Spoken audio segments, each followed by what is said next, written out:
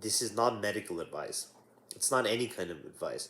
This is simply a video for entertainment purposes. I hope everyone that watches my videos understands that. And if you don't, you're deluded and you need to go get some help right now, because you shouldn't be taking random advice from a man online who doesn't know you, who doesn't have any responsibility towards you, and who simply can't give you tailored advice, tailored, precise advice, which is very useful. Tailored and precise advice is very useful, quite a bit more useful than general advice, quite a bit more useful. So be cautious, be prudent, and please, please be safe. Please don't be a fool. When you're messing with these drugs, real psychedelics, you're in a different realm. You're in a realm where there's two paths: a path up high to the highest peaks and highest places you've ever known, things that are going to completely improve you, improve your life, improve every aspect of your life and existence. And there's also right next to it a path to the depths of misery and despair and darkness, a path that will literally turn you around and set you back. However much you think you've come over the last few years, it'll turn your ass around and it'll toss you back to where you were years ago, or maybe to the darkest places where you've never been. The darkest places where you've never been. Psychedelics can do that. So be safe. Don't be dumb. Seriously. Seriously, dude. Now, why do I prefer psilocybin, specifically psilocybin mushrooms, to LSD? Only one reason. Only one reason. Because the psilocybin trip is quite a bit shorter than an LSD trip.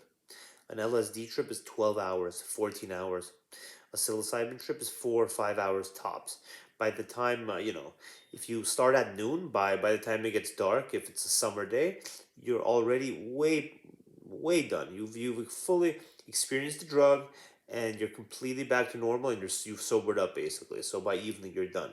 Whereas with LSD, if you take LSD at noon, literally 12 hours later at midnight, you're still going to be slightly tripping out, or maybe more than slightly, depending on how fast it works with you and how long the effects last. But so LSD is a different type of drug. It's a drug where it's going to take you a whole day, right? It's going to take you 4 times longer to do, 5 times longer to do.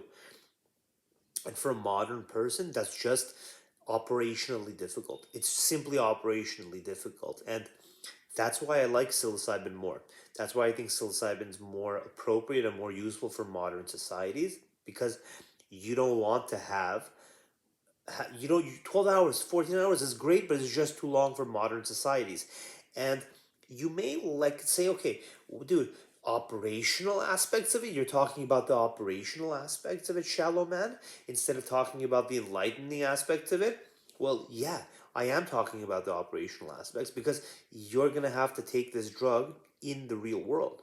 So if I told you that when you take this pill, it's going to be a 50-hour trip, and you need to make sure that you have water during that trip, so you better have a sitter sitting with you and giving you water, giving you food, wiping you, you would say, well, 50 hours is operationally not feasible. It doesn't make sense. Ignoring the fact that, dude, 48 hours, that's 2 whole days. What are you going to be doing for 2 whole days? That's insane. You have that much time on your hands. If you have that much time on your hands, you should not be doing psychedelics. There's other lower level priorities for you, more grounded priorities. Psychedelics aren't for everyone. If you have 2 days to toss just randomly, you need to start developing your life in other ways. So you're the kind of person that says, "Oh, I would I would find it difficult to take just 2 days to just completely go MIA." Although it's okay to take 2 days to go MIA. It's okay to take a month to go MIA. It may be even okay to take a year and go MIA. But you have to earn that right. You have to get to that stage. If you're just starting out and if you don't know shit, no. Dude, focus on your life as well. If and another thing, just another bit of a tangent here. If the idea of a longer trip is more pleasant for you, you've probably never taken psychedelics. And if you have, and a longer trip is more pleasant for you, then probably when you last took psychedelics was quite a long time ago. Because whenever I have these experiences, I never want to go back and wish they were longer. I'm generally always exhausted by them, and then I'm daunted. I'm I'm just stunned by the experience. I'm tired a little bit usually, and literally all the time, every single time, I come back with kind of like a to-do list. I hate to say it, like in my mind, an important to-do list, but not the kind of to-do list that you have errands, but a cosmic, a mystical to-do list um, for ways that I can make this reality better, truly, for everyone. Um, okay, so operationally, you care. That's why you want psilocybin and you don't want LSD. Uh, Typically, although if you're always doing psilocybin, you may want to try LSD, obviously. But when you're living in a world and you're trying to better yourself and improve yourself, it's useful to be able to take a 4 or 5 hour experience and then move on with it. Literally that same day, you could do something that evening. LSD, it completely knocks your entire day out. Completely. If you take it at 6 a.m., you wake up at 6 a.m. and you take it, even then your day is going to be killed. If you take it at 5 a.m., maybe if you're like Jocko Willink and you're waking up at 4 a.m., say you take it at 4 a.m., okay, say it lasts 15, 16 hours. 12 hours is 4, another 4 hours is 8. So 8 p.m. you're done, but you're going to be exhausted and you're going to be ready to sleep. It kills your day. LSD will not allow you to have anything productive going on that day. Of course, who cares about that? That's not why you're taking it. You can be productive the next day. But generally speaking, it's useful to be able to condense the experience. It's useful to be able to do it in less time. It's just useful, operationally speaking. I'm not talking to you as if you're a guru or you're some knowledgeable person. If you're watching this video, I'm assuming you're very new to this experience, that you've never done it before, or you have done it before and you may do it again, but you're pretty much a novice. And so that's why I personally like psilocybin. Now, let's go beyond the operational aspect of it to something I think is even maybe more important, but maybe equivalently important. And this is, I don't want to be pedantic and too detailed, but I think this is an important consideration. When you have a drug that's going to take 12 hours, 14 hours to do, it's easy to say, I don't care how long that is if I'm just a privileged guy taking it in the comfort of my own home.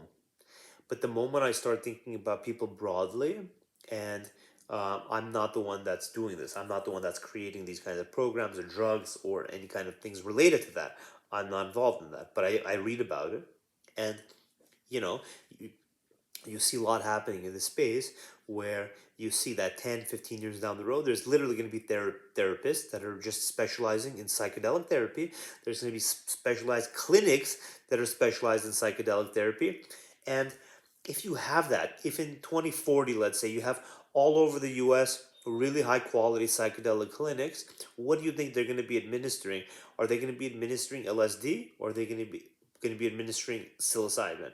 Of course, it's going to be psilocybin if it's just those two. Maybe you'll have LSD experiences also, but you're probably going to have um, mostly psilocybin experiences, because if I have to pay $200 to a therapist, whether it's me paying or insurance paying, whatever, $200 for 4 hours, let's say 5 hours, that's $1,000.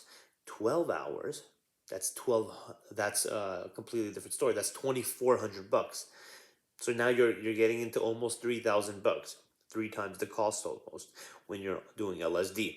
Not to mention the fact that you literally are going to have labor related um, considerations that are going to be important. So imagine I open up a shallow man clinic one day, and in that clinic I hire MD therapists.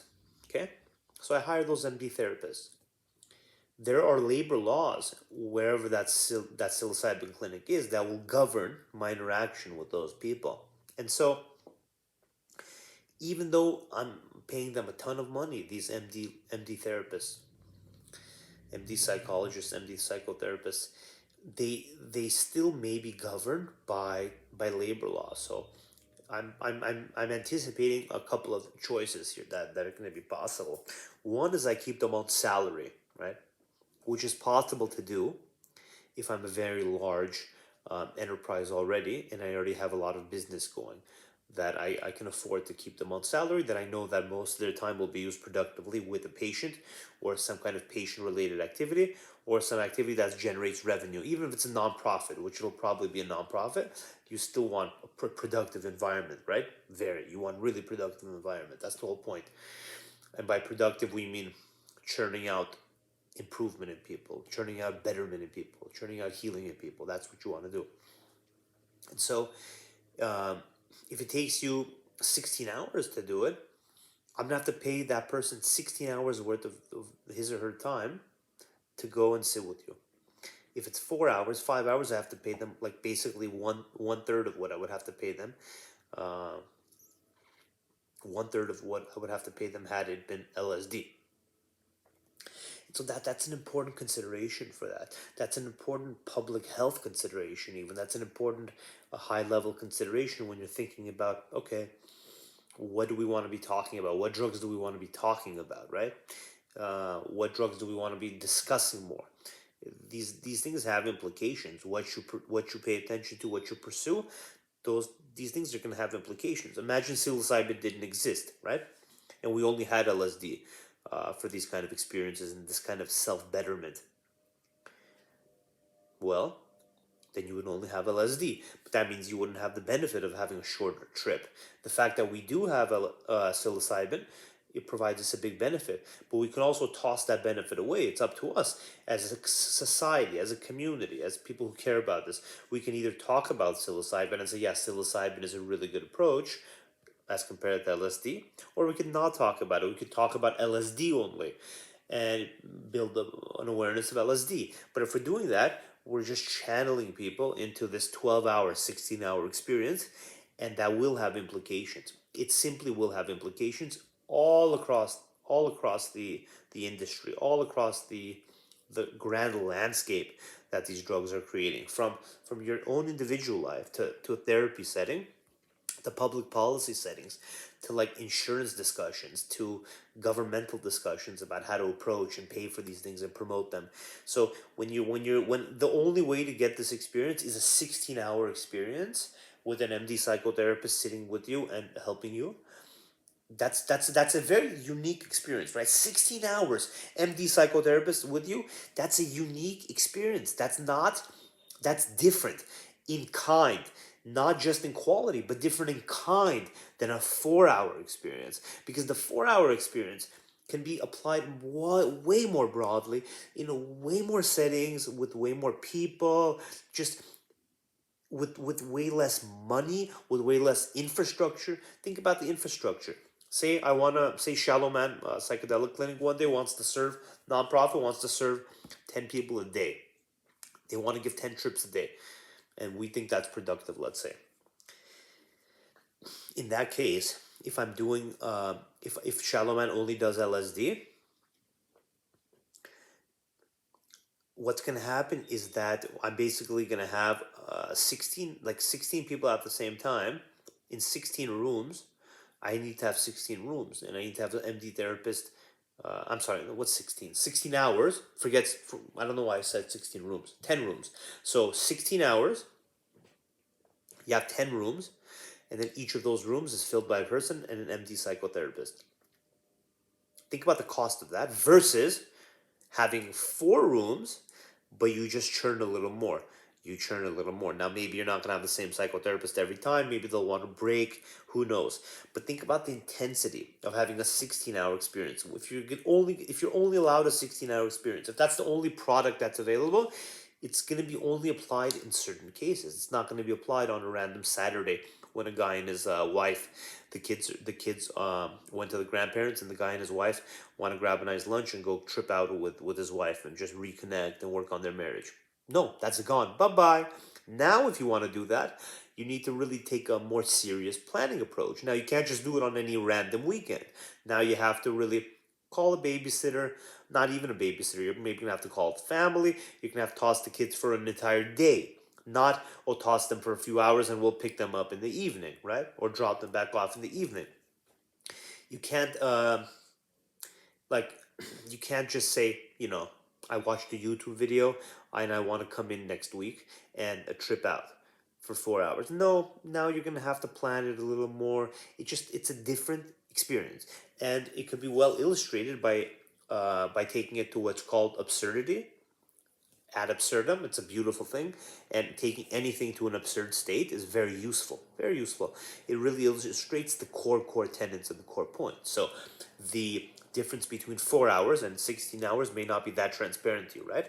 But if I say 4 hours versus 500 hours, if the only way you could trip is a 500-hour trip where you have an IV in you, where you're pooping into a diaper and you have somebody watching you at all times, right? That person needs to keep you alive, right? 500 hours. Well, that's a different kind of experience. That's the kind of experience that only is going to be able to be had very rarely in your life. And it's going to be very, very expensive. And when I mean expensive, I don't mean expensive for you.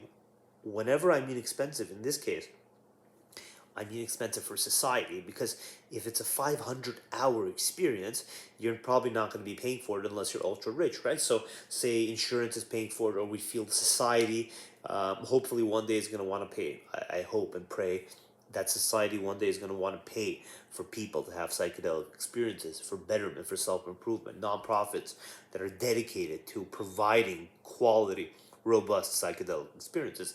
But if the only one that's available in our absurd example is a 500-hour experience, well, that basically narrows down deeply narrows down the potential reach of this kind of beautiful, beautiful experience, right?